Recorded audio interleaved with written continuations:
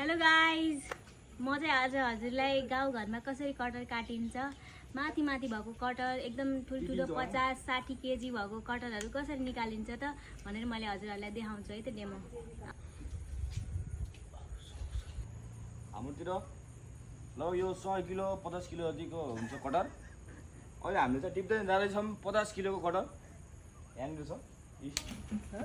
अब यसलाई चाहिँ हामीले माथि पुर्याइन्छ यो बाल्टीलाई।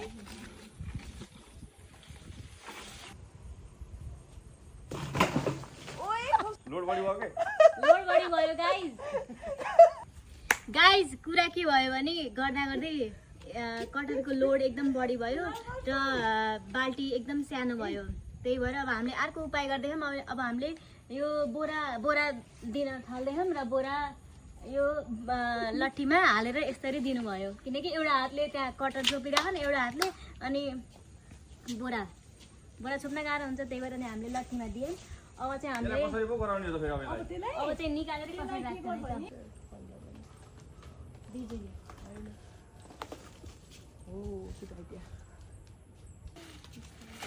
हात भाँच्दै राखेको